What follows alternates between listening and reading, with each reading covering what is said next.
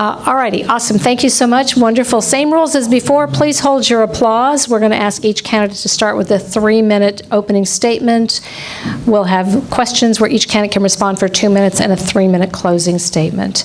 And we will go alphabetically again first. So this is for position 2 for the 24th District. Incumbent Steve Tharinger, Democrat, and challenger Jim McEntire. And I think all the same rules as applied before. If you did not get your question asked before, please, you get to be first up at the microphone. So, all right, we're going to start with you, Mr. McEntire. Well, good evening, everybody, and thank you, League and AAUW, for throwing this event. It's always good to be in front of people and see how well I can dance to your questions. I learn a lot every time I have a discussion like this, not only with Steve, my opponent, but with you, the citizens of the 24th. Let me give you just a brief background sketch. I was a 28-year Coast Guard officer, retired as a captain, commanded 3 ships. I was stationed in D.C. when I retired from the military and stayed there another 6 years as a senior civilian career official. I retired from the senior executive service in the Department of Homeland Security in 2006 and wanted to get away as far as we could from D.C., Sherry and I both. Sherry's a retired social worker for the state of Maryland. I don't know how she lasted the 30 years of work that she did. I would not have been able to do that job for more than about 6 months, I don't think. But anyway, we almost made it to Forks. We settled in Sequim. I have another 8 years combined experience as a locally elected official, 1 term as or 2/3 of a term actually as a port commissioner, and then a term as a county commissioner for Clallam County next door to us here. Why am I running? Number 1, and there's some propaganda over here you can pick up if you care to and delve into in a little bit more detail, but number 1, we all know this, rural Washington is different than urban Washington, the I-5 corridor. There are things, policies that get enacted in Olympia, both administratively in the executive branch and legislatively through laws that are passed, that might work okay on the I-5 corridor, but they work less well here in rural Washington. We have a primarily natural resource-based economy, farming, forestry, fishing, and of course tourism. The beauty of the area that we live in attracts a lot of people. They leave their money and go back home, and that's a good thing. We like that. But if you look at some of these statistics, you'll find a not so good picture underneath the surface. And there's 2 in the remaining minute that I want to mention to you. The first is 55% of our school children overall in the 2.5 counties that encompass the 24th Legislative District come from families that are poor enough to qualify for free and reduced meals at school. You got to be not well off to have your child qualify for subsidized meals at school. And the second one, if you look at the Employment Security Department statistics from 2010 until their latest report last month, overall throughout the district there are some 2,200 fewer people drawing a paycheck, not a salary but a wage, a paycheck. So our economy is really at a place where we need to pay serious attention to it. My time is up. I will very much look forward to your questions. Representative Tharinger. Well, good evening, everybody. It's great to be here and thank the League and the Association of Women for the University of Women for putting this on. It's great to have about 40 people out on a Tuesday night to hear a couple of wing-bag politicians talk. But so I am Steve Tharinger. I am your state representative. I'm running for my 5th term. I've lived on the peninsula for over 40 years. When I first came out here, I had a manufacturing business. Actually, my manufacturing business, as some of you know, was the seed for that came from the fact that I built a boat in Port Townsend. I'd learned how to steam bend wood and putting on boat frames and boat planks, and we turned that concept into making pot racks for kitchens. And so we had a manufacturing business.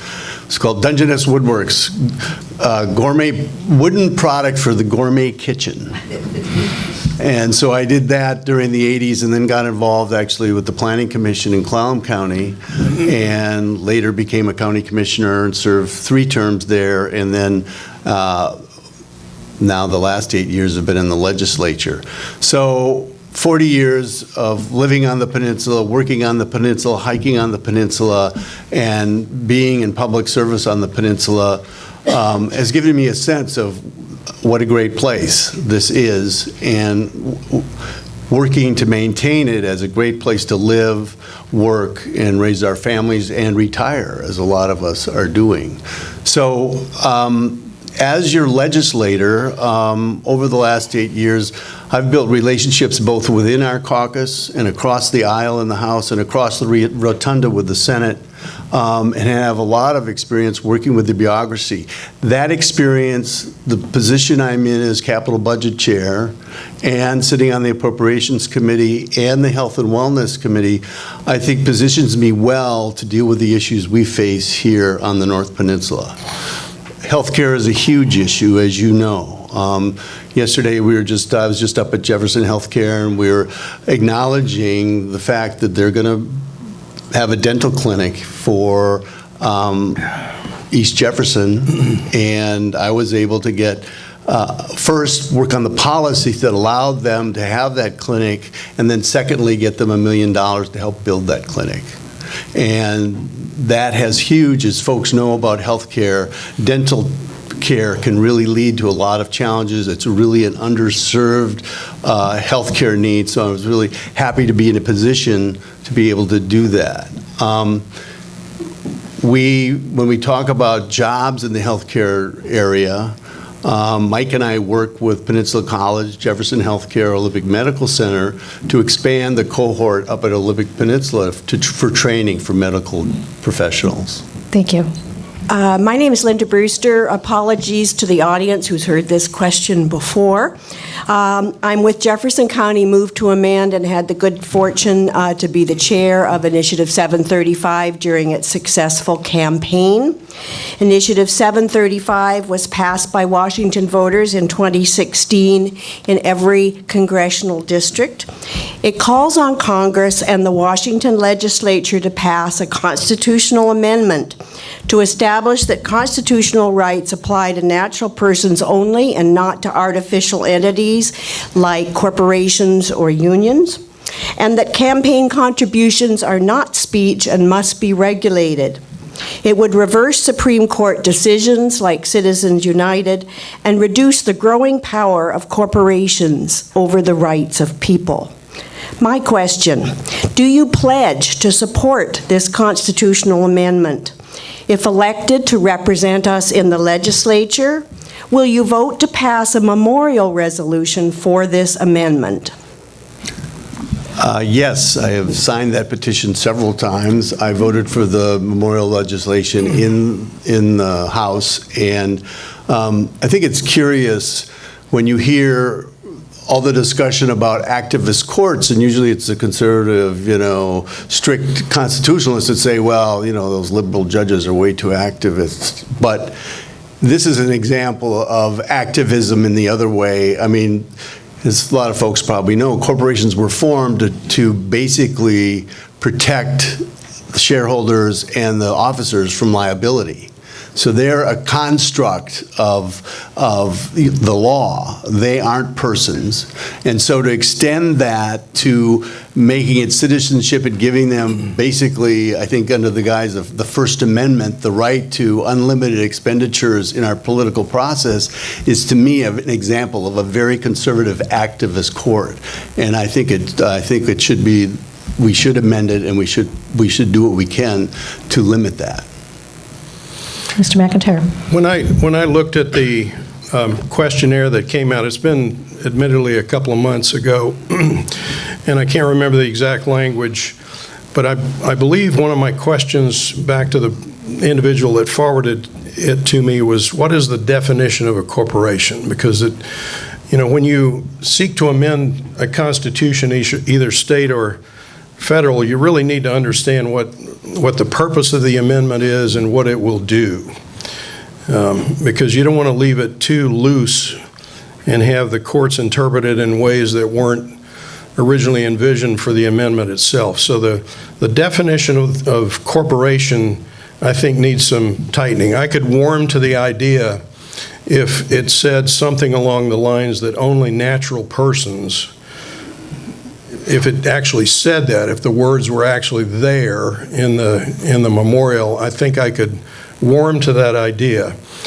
I would have to think carefully about how that either impacts or collides with the clear language in the First Amendment to the national Constitution that empowers people to join together and assemble peaceably to petition their government for redress. So it is contemplated in our Constitution as it exists right now that not only individuals have the right to free speech, but individuals in combination, whatever that definition is, have the right to petition as a group their government. So I would want to be very careful, pardon me, very careful with the language of the amendment so that we understand clearly what it is and is not. But the basic idea to get large quantities of money out of politics, I am in great sympathy with. Thank you. Yes, sir.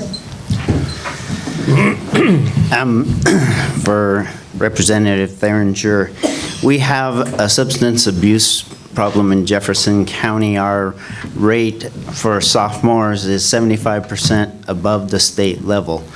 We have somebody running for county commissioner that posted a video about him smoking a bong and while he was on the Quilcene School District. Also, he has come out against the Washington State Board not having edibles that look like candy for kids. My question is, he will be on the Jefferson County Board of Health, which has a youth marijuana prevention program. It is obvious this candidate's bias in favor of marijuana use and poor judgment while on the school board will not help our youth prevention program.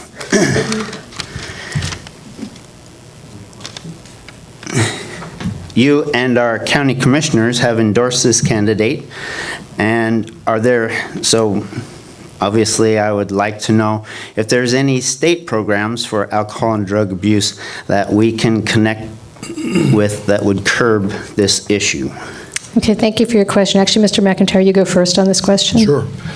Well, it's richly ironic that in all the years I spent at sea, a little over 10, mostly in the Caribbean chasing smugglers from South America. They were trying to import marijuana and cocaine and various other illicit substances into the country, that I find myself in a state that has legalized marijuana. So that's an interesting turn of events.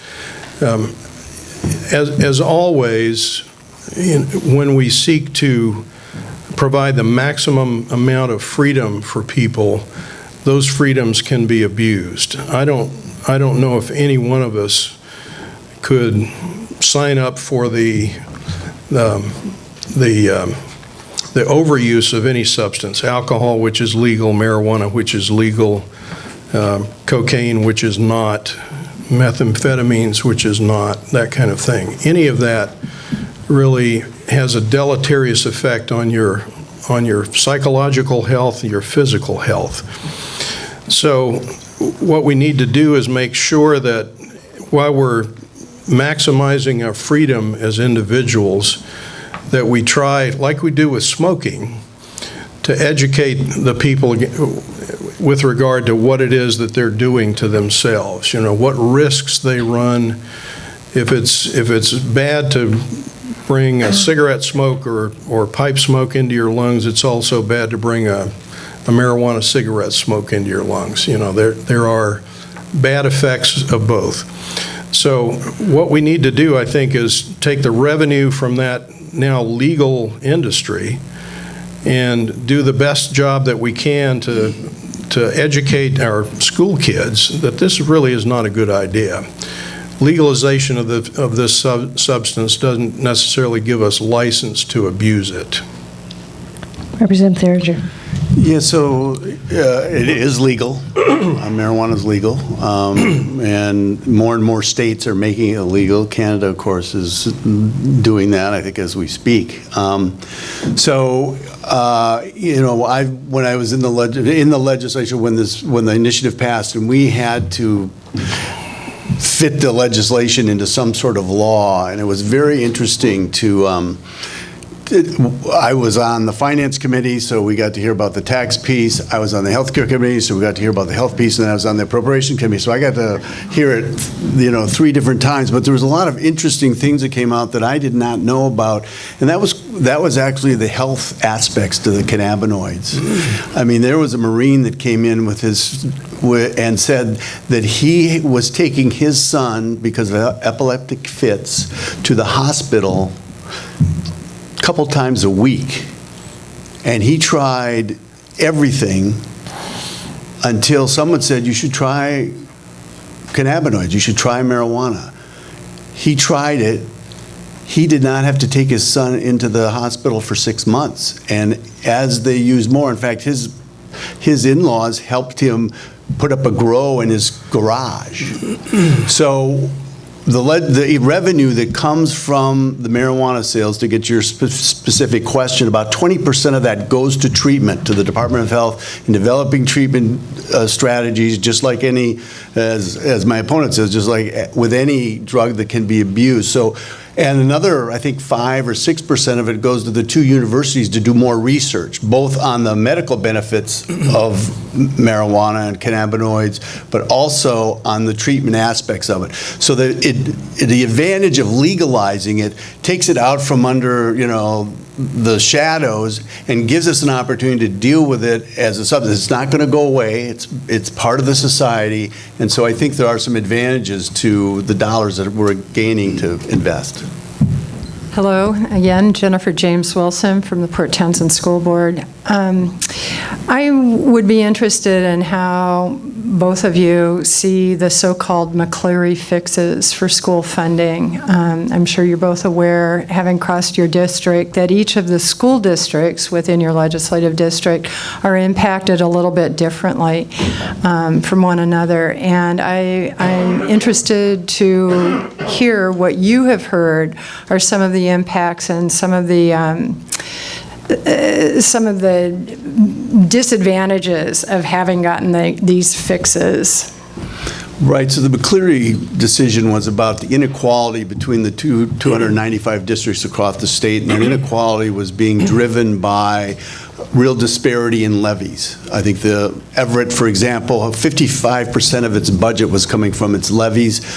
You take Squim, for example, I think it was about 6.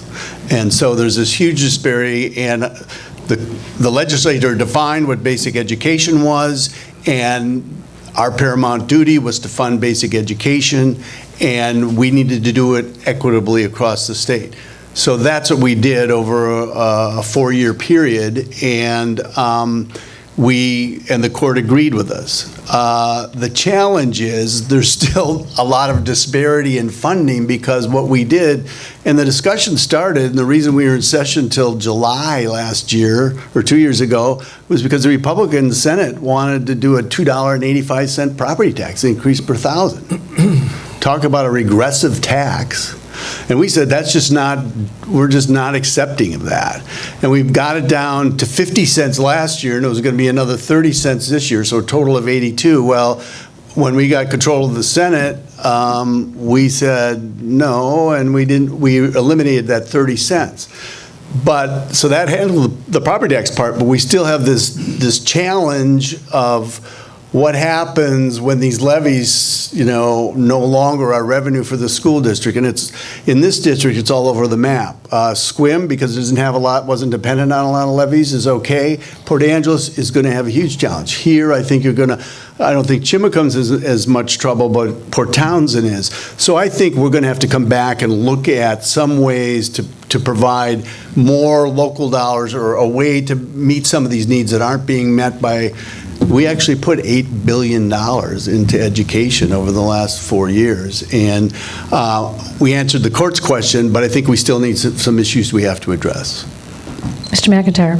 Yeah, I've said many times that, with this significant of a policy change at the state level, and my opponent's correct that, the imbalance was between property poor school districts and property-rich school districts, and the relative difference between the dollars, the absolute dollars and local levies.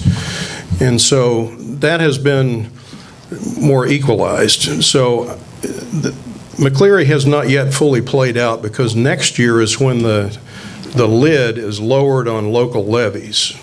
So we really haven't seen yet the full effect of what has been put in place in McCleary. So for that reason, I think we need to just let it sit for a while.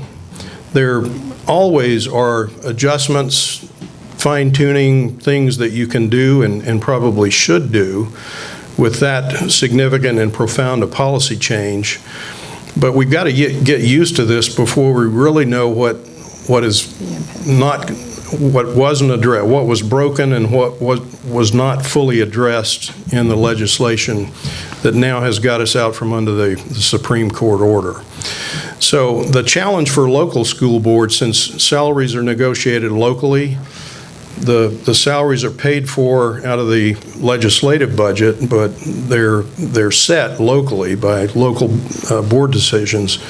The challenge now is for local school boards to sharpen their pencil and make sure that they're not going to reach a cliff at the end that then the legislature is going to have to address. I just don't think it's appropriate for local elected bodies to act in ways that the legislature is going to have to write a check for. We need to address this. We need to make sure that we're doing things that are not going to cause a problem that's going to require yet another infusion of state money in the near future. My name's John Hamilton. I have another question on schools. My question goes to the issue of guns and violence in the schools. I've been quite active locally with the students of both Port Townsend and Chimicum regarding, their activities against gun violence in the schools, especially since last March and February when they had that demonstration and stuff. I've heard legislative things about putting resource officers in who carry guns in the schools. I don't like more guns in the schools. I think they're a real mistake. These words about let's arm the teachers, I think that's another big mistake. The more guns available, the more opportunity you have an accident, if nothing else. I am real concerned, and unfortunately I've been following statistics, and we've had a rather long lull in school violence and deaths, and it worries me of what's going to come next. Hopefully we won't see anything, and that's my goal. But teachers go to school to teach, students go to school to learn, and what is the state, from your perspective, what do they need to do to help not only fund the school systems, but help protect those children in the school? Because they're our precious commodities. My children are grown up, but I have grandchildren, and I worry all the time, because they're all over the country, where's it going to happen next? And I don't want to hear about it in a community where one of my grandchildren or somebody else who I know has children. So it is an important subject. What do you people think on that? Okay. Well, I've got 7 grandchildren distributed in Mount Pleasant, South Carolina, and Yakima, Washington, so I'm equally as concerned with their safety. School districts are all different. The ones that are in rural areas versus urban areas might have different ways of addressing school security. It depends on the neighborhood where the school is. There's a lot of moving parts to it, but there are two things I think that the legislature could address early next session are physical hardening of the campus itself. There are things that can be done to provide adequate entry controls and visitor management and that kind of thing if that's an issue for the local school district. But funding school resource officers or people that are trained in security, they're either retired law enforcement or retired military or what have you, I think is part of the answer. The real issue here is behavior. I think mental health throughout, as a broad subject, is something that's going to be very early front and center in front of the legislature next year, as it should be. We have a mental health system in our state that's just really not functioning as well as it should, and that includes school kids from families that are unable to care for them, unable to manage their behavior and that kind of thing. So it's a behavioral issue. We need local flexibility. The school districts, the school boards are responsible for the security of their students. So the state is in a supportive role, I think. So I would like to hear from all of the school directors what their views are in terms of their needs that the legislature could address. Thank you. John, I agree with you. I don't think more guns on school campuses are the answer. In talking with Mike Chapman, who was a retired police officer, and you talk to him about showing up at scenes of domestic violence or other calls where, their first concern is there a gun there? And guns lead to more gun violence. And it's counterintuitive. It just doesn't make sense to think you're going to make schools safer by bringing more guns to school. I think looking at gun violence as a public health issue is very helpful. And certainly we need to look at, Washington is, I think, 48th in states funding for mental health. But I think that if you look at guns as a vector of disease or death, which they are, and look at ways to manage them as a vector, a public health disease, and you look at the initiative, that's why I support 1639, is because warnings on guns, just like on a pack of pack of cigarettes, right? And safety locks. So just take safety locks. A lot of the incidences where that kid, kind of goes off and accesses the guns out of his parents' home because they weren't locked or they weren't safely put away, then the incident happens. So if there's a delay and if there's a safety measure of gun locks, warning, better training, 21 years of age to buy an assault weapon. Those responsible gun owners, when you talk to them about it, they're fully supportive of those types of public health issues in a way to manage gun violence. And I think that's the way to go.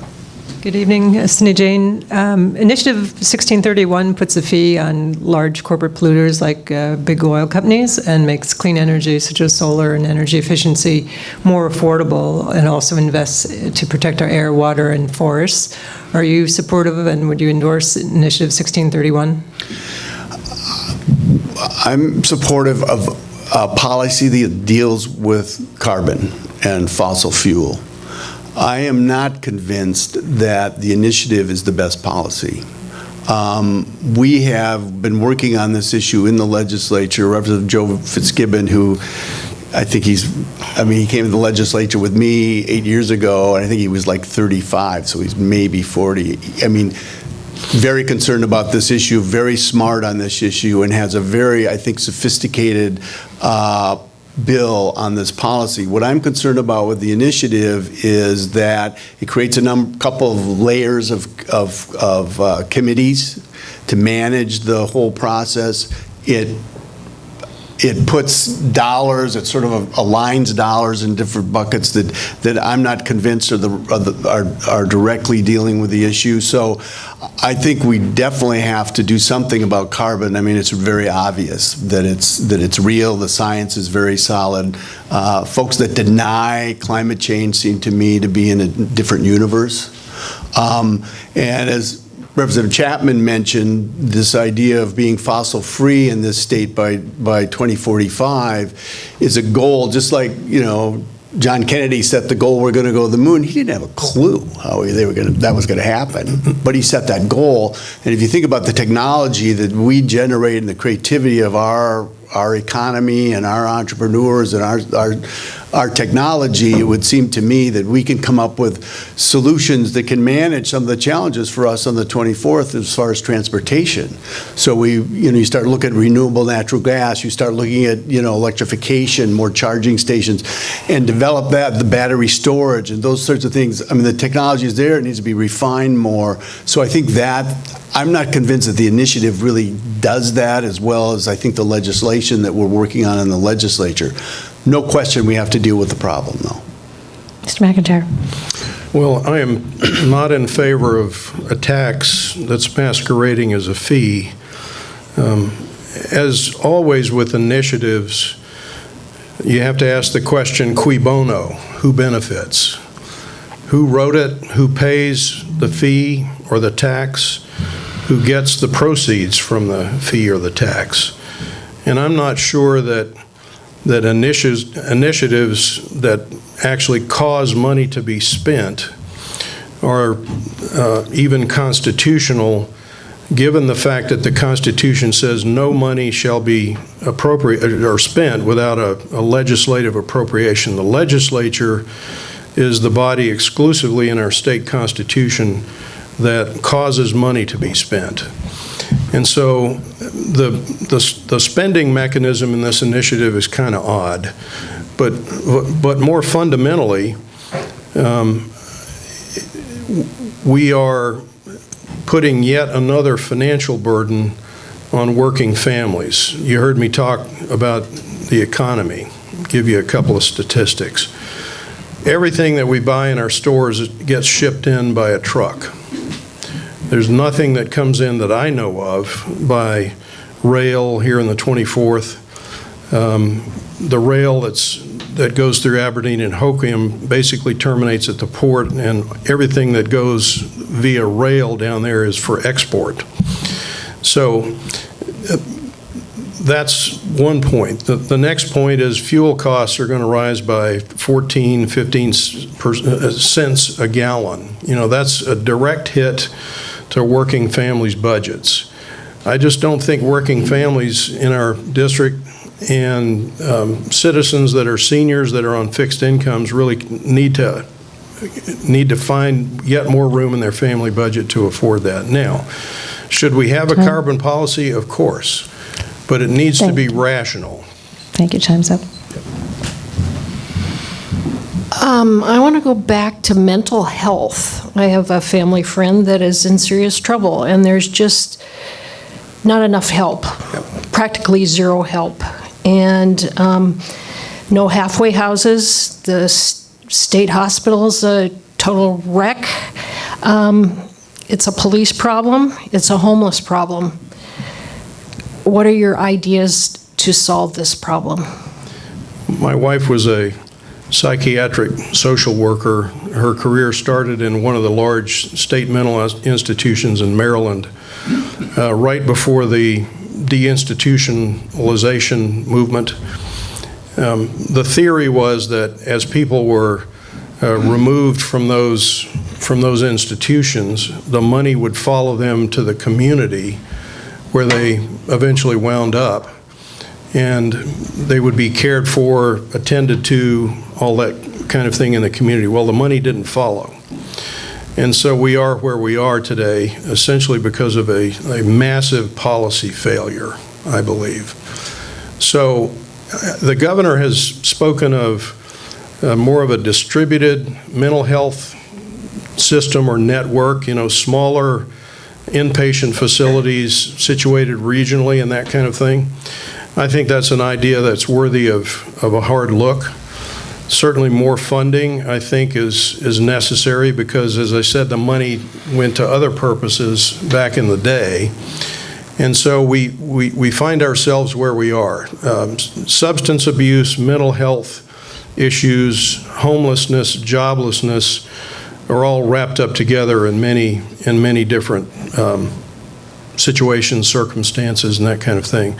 So it's a problem with a lot of moving parts. There's no simple answer to any of that. We've got to attack it in a very comprehensive way that houses folks that are unable to care for themselves or hold a job, and provide treatment to them so that they can get off whatever substance they're afflicted with. And if they have an underlying mental health issue, that we can address that. There's no perfect answer, there's no perfect solution, but we got to do better by far than what we're doing today. As I mentioned earlier, we are, I think, 48 out of 50 states on mental health expenditures. We have a lawsuit with Western State Hospital that's costing us about $2 million a month. And we have challenges with our rural RHCs, which are places where we're putting folks that in need involuntary holds. It is a huge challenge. I think this session in the legislature, it will replace McCleary and school funding as our number one issue. As a capital budget chair and sitting on the healthcare committee and on the appropriations committee, I'm in a position to sort of weave these things together. And for the first time as capital budget chair, I have gone to people and they say, well, capital budget chair, when I go to the people that are making healthcare policy, we've never had a capital budget chair come to us and say, what are the investments we need to make in communities to help with our mental health challenges, our behavioral health challenges. So that's what we need to do, is we need to look how we're going to provide the operating funding, the workforce development, and then the places where we invest to build these community hospitals or community facilities. Last Monday I met with the Olympic Medical Center and their staff, and the chief of police from Port Angeles was there, and they have a social worker now that they've hired that goes around with them on their patrols. And yet their challenge is when they're trying to get upstream so the folks don't end up in jail or end up in the ER room, but they need a transitional facility, a place to put somebody for 72 hours. We do not have that on the peninsula. So I think and then yesterday, as I mentioned, I was at Jefferson Healthcare talking to Mike Glenn about that. So I think we will see something like that. We have time for one more question. Hi, my name is Sherry Cook, and I believe that the question that was asked earlier wasn't quite answered in the way we were expecting because it was more generalized. And that question that was asked was about Greg Brotherton running for county commissioner with a website that has cartoon character things on it and things that entice children, and even though it says please do not look at this unless you're 21, it still is available to the younger kids. There are studies that show that when you are a teenager, there can be things like testicular cancer in boys, stillborn births in girls. And so our concern is to keep these drugs out of the hands of children, and he has stated that he thinks that's a terrible thing to take away the candies and the edibles that would entice children. And so our question is, knowing that, do you still? That's just not an appropriate question. I'm not Greg Brotherton. I'm not going to speak to what his policy is or what he's saying. You are and I think you will it. find actually today The Cannabis and Liquor Control Board, who was going to ban those things as of the end of last week, decided today not to do that. They're going to go out and have a more of a stakeholder public process to see what the impacts are. So as far as the issue around those products, I think that's where that will be decided. It's not appropriate, nor am I going to speak to Mr. Brotherton. I'm not going to speak for Mr. Brotherton or for, But quite do you frankly, I endorse think that, them? quite frankly, I think that's an inappropriate question. I don't think it is. It involves our children, and I think we have every right to ask that. If you could frame it in the way that addresses what solutions these candidates might bring to the drug issue in the state legislature. Okay, and I don't even have a problem with the drug issue. I just have a problem with the kids being enticed by it, and I just want to know if you endorse somebody that has that on their website. I think Mr. Tharinger has answered your question. We've been told that we have 12 years to turn our economy around from based on fossil fuels to based on sustainable energy. And both of you have said that you do not support the initiative that we have before us on this, in this election. So what do you propose? How do you propose to get us off of fossil fuels? How do we get ourselves out of our cars? How do we get ourselves out of I know that, yeah, we're using power from the Columbia River, but there's also costs to that. We're losing our salmon. So we need to be thinking about sustainable energy, and I would like to know what the legislature is doing to get us toward really changing our system away from the system that we're on. 40% of Washington's carbon footprint is transportation because we have so much hydropower. So that's really where we need to focus. As I mentioned in my comments earlier, transitioning to electrification of our transportation system, transferring to renewable natural gas, and focusing on those sorts of things. So we have, some folks may know, the part of the Volkswagen settlement, the state gets $120 million over about a 10-year period, and about 20 of that is going to go to charging stations and transportation electrification. So I'm in a position, because it does have the capital budget talks about that, is getting some of that investment out here so that we can have, it's easier for us to then transition to that electrical car, electrical vehicle, or electrical logistics for trucks and things like that in our transportation system. So I think that's kind of those sorts of targeted investments that really go to addressing the issue, in my view, is a better way to approach it than setting up two separate committees and having 50% of the money go here and 30% of the money go there.